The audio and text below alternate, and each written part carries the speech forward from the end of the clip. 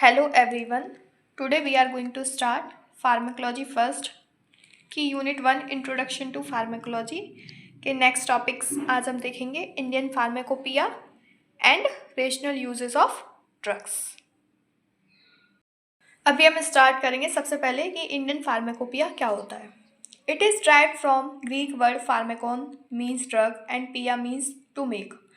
Pharmacopoeia एक जो word है टू ग्रीक वर्ड से लिया गया है। First pharmakon and second one is poeia. Pharmakon का मतलब है ड्रग एंड पिया का मतलब है टू मेक। तो इंडियन फार्माकोपिया में हम क्या पढ़ते हैं कि ड्रग कैसे बनती है, उसका फॉर्मूला क्या होता है, उसका कंपोजिशन क्या होता है। It is legal and official book is use by recognised authority as usually appointed by government of each country. जो इंडियन फार्माकोपिया है वो एक लीगल और ऑफिशियल बुक है जो अपॉइंटेड किसके द्वारा हुई है, government of each country. It consist of pharmaceutical substances, their import, distribution, manufacture and sale, formula with their description and standards. Pharmacopoeia जो बुक है उसके अंदर क्या क्या है, जो भी फार्मास्यूटिकल सब्सटेंसेस हैं जिससे ड्रग बनती है उनका इम्पोर्ट कैसे होगा, उनको डिस्ट्रीब्यूट कैसे किया, उनका मैन्युफैक्चर बनेगी या कैसे सेल होगी, ये सब किसके अंदर आता है, इंडियन फार्माकोपिया के अंदर। जो भी ड्रग है उसका फॉर्मूला क्या है, उसकी डिस्क्रिप्टिव फॉर्म में उसका क्या होगा, फॉर्मूला होगा। अब इसके अंदर इंडियन फार्माकोपिया के अंदर कुछ लॉज होते हैं और जिनकी कुछ गाइडलाइंस होती हैं वो हम पढ़ेंगे। फर्स्ट है हमारा CDSCO। CDSCO मतलब central drug standard control organisation, जो कि क्या है, ministry of health and family welfare government of India provided general information about drug regulatory requirement in India. CDSCO programme कहाँ का है, इंडिया का, जिसकी CDSCO की फुल फॉर्म क्या है, central drug standard control organisation, जिसके अंदर कौन कौन है, ministry of health and family welfare government India की, जो क्या प्रोवाइड करा रही है, जनरल इंफॉर्मेशन ड्रग के बारे में जो भी हमारे इंडिया में रिक्वायरमेंट है। सेकंड है NPPA, national pharmaceutical pricing authority. NPPA के अंदर क्या दे रखा है, drug price control act 1955 offered by NPPA and government of India. NPPA के अंदर हम क्या देखेंगे, drug price control act, drug का कितना प्राइस रखना है वो NPPA के अंदर देखते हैं।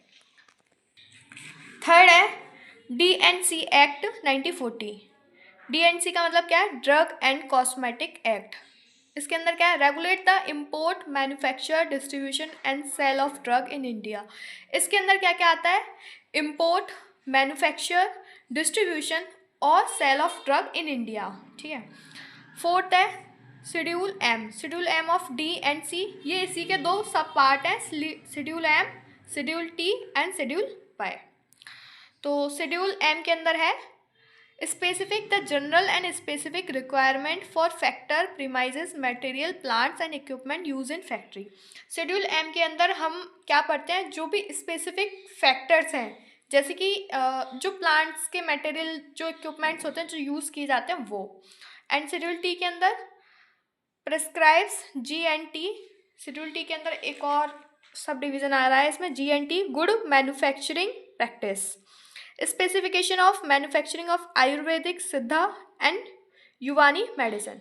इसके अंदर क्या है, जो आयुर्वेदिक सिद्ध मेडिसिन होती हैं वो इंक्लूडेड है किसके अंदर, शेड्यूल टी के अंदर। शेड्यूल वाई में the schedule Y of DNC act, ये सब इसके अंदर इंक्लूड है, तीनों, schedule M, schedule T and schedule Y किसके अंदर है, DNC act 1940।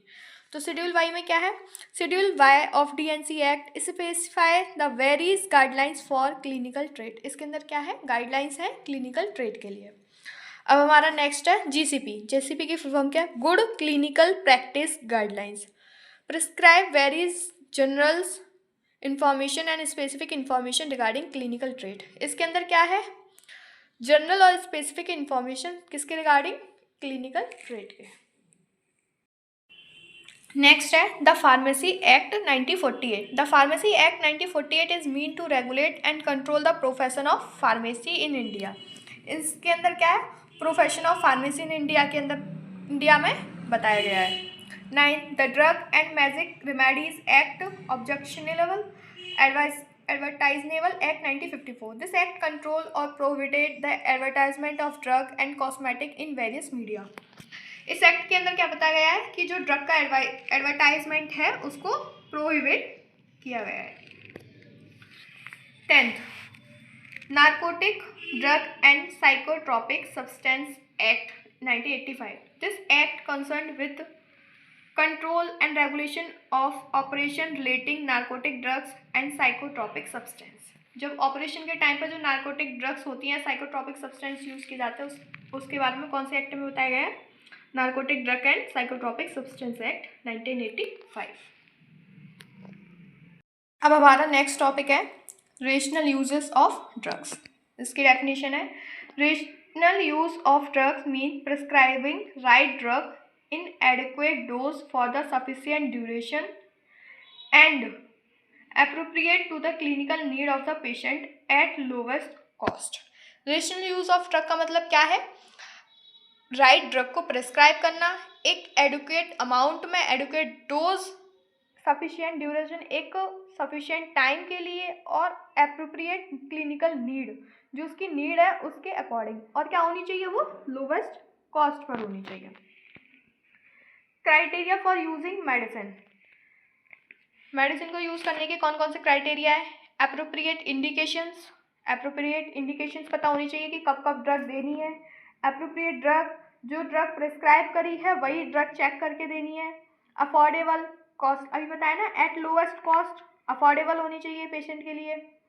Appropriate administration, dose and duration, जिस रूट में बताया गया है, जितना अमाउंट बताया गया है उस रूट में ड्रग को एडमिनिस्टर करना है। Appropriate patient and appropriate patient information, drug administration करने से पहले एक बार पेशेंट चेक करना है, पेशेंट का नेम चेक करना है कि जिस पेशेंट को हम ड्रग एडमिनिस्टर कर रहे हैं क्या उसी पेशेंट को ड्रग एडमिनिस्टर करनी है या नहीं। रीज़न फॉर इरेशनल ड्रग, ये तो हमने पढ़ा।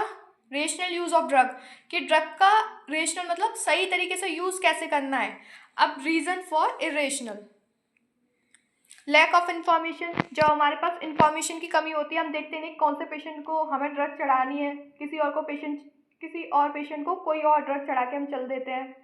Role models, teachers, seniors and actress, यहाँ पे रोल मॉडल कैसे एक फैक्टर बन रहा है। लाइक हमारे सीनियर्स ने हमने कहा कि उस पेशेंट को जाके दवा एडमिनिस्टर जो ड्रग है उसको एडमिनिस्टर करनी है। हम खुद अपनी बुद्धि का यूज़ नहीं कर रहे हैं कि हमें उसका पेशेंट का नेम चेक करना है, नहीं करना, बस सीनियर ने बोला और हमें करना है, तो ये भी एक इरेशनल ड्रग आ जाएगा। लैक ऑफ डायग्नोस्टिक फैसिलिटीज़, अभी हमने डिसीज़ को डायग्नोस ही नहीं किया है और हम दवा पे दवा उसको चढ़ाए जा रहे हैं। डिमांड फ्रॉम द पेशेंट की खुद डिमांड रहती है कि मुझे बहुत तेज पेन हो रहा है, मुझे दवा दे दीजिए, मुझसे कंट्रोल नहीं हो रहा। Promotional activity of pharmaceutical industry, कुछ फार्मास्यूटिकल इंडस्ट्री होती हैं जो अपनी प्रमोशन के लिए क्या करती हैं, एडवर्टाइजमेंट करती है, फ्री में दवाइयाँ देके जाती हैं। Patient load, drug promotion by the company, effective drug supply system and effective drug regulation, ये सब क्या है? Reason for irrational drug. Irrational drug किन कारणों की वजह से होती है, कौन कौन से फैक्टर इंक्लूड होता है। अब इरेशनल यूज ऑफ ड्रग में नेक्स्ट हमारा absolutely irrational use of drug. ये कुछ फैक्टर्स हैं, अगर ये होते हैं तो absolutely irrational use of drug होगा ही। जैसे कि फॉर एग्जांपल पहला पॉइंट है इसमें unnecessary use of combination of drug, हम अननेसेसरीली क्या कर रहे हैं, ड्रग का कॉम्बिनेशन यूज़ कर रहे हैं। Improper use of antibiotics, improper use कर रहे हैं एंटीबायोटिक्स का, कभी भी किसी भी थोड़ा सा भी पेन हुआ तो एंटीबायोटिक का यूज़ कर रहे हैं। Use of drug that not related to diagnosis, वो ड्रग ले रहे हैं हम जो हमारे डायग्नोसिस से रिलेटेड नहीं है। इनकरेक्ट रूट में हम ड्रग को एडमिनिस्टर कर रहे हैं, इनकरेक्ट डोजिंग दे रहे हैं, अंडर डोज या फिर ओवर डोज, जितनी डोज प्रिस्क्राइब की है या तो उससे कम दे रहे हैं मतलब अंडर डोज, या फिर उससे ज़्यादा दे रहे हैं over dose. Incorrect duration, prolong and short duration, जो टाइमिंग बताई है कि हर 6 घंटे बाद देनी है या हर 4 घंटे बाद देनी है, प्रोलॉन्ग मतलब 4 की जगह हमने वहाँ 8 घंटे कर दिए, या फिर 4 की जगह 2 घंटे कर दिए, मतलब शॉर्ट ड्यूरेशन में दे रहे हैं। Unnecessary use of expensive medicine का हम बहुत ज़्यादा यूज़ कर रहे हैं। अनसेफ यूज़ ऑफ कॉर्टिकोस्टेरॉइड्स, ये क्या है?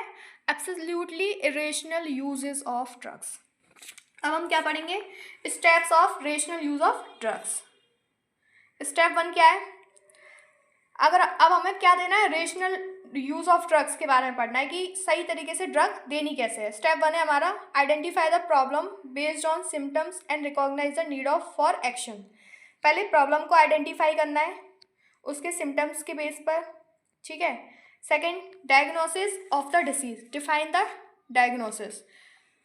पहले क्या उसकी सेकेंड स्टेप क्या है? पहले उसकी problems, then diagnosis. Third, list problem, list possible intervention और ट्रीटमेंट, ड्रग और no drug, identify the drug. Step 3 में क्या है? पॉसिबल इंटरवेंशन को हमें लिस्ट करना है या फिर ट्रीटमेंट को, कौन सी ड्रग हमें देनी है कौन सी नहीं देनी है, ठीक है। फोर्थ है start the treatment by written and accurate and complete prescription which having.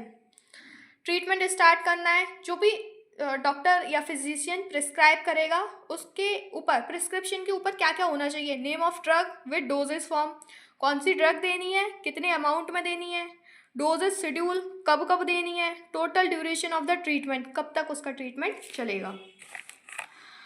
Step 5, give proper information, instruction and warning regarding the treatment given, side effect and adverse effect. Patient या फिर पेशेंट की family को proper information देनी है, instruction देनी है, warning देनी है, जो भी उसका ट्रीटमेंट चल रहा है उसके साइड इफेक्ट भी बताने हैं और एडवर्स इफेक्ट भी बताने हैं। Step 6, monitor the treatment to check of the particular treatment has solve patient problem. It can be done by 2 ways, passive monitoring and active monitoring. Step 6 में क्या है? हमें पेशेंट से बात करनी है या फिर पेशेंट की फैमिली से बात करनी है कि उसके अंदर कितने चेंजेस आए हैं, कितना इम्प्रूवमेंट हुआ है, ठीक है। ये 2 मेथड से हो सकता है, पैसिव मॉनिटरिंग और active monitoring. Passive monitoring is done by patient himself. Passive monitoring में क्या होता है? पेशेंट खुद बताता है। और एक्टिव मॉनिटरिंग में इज डन बाय डॉक्टर या फिर फिजिशियन जब चेक करता है कि हाँ अब इसकी हालत में सुधार है, वो किस में आएगा? पैसिव मॉनिटरिंग में।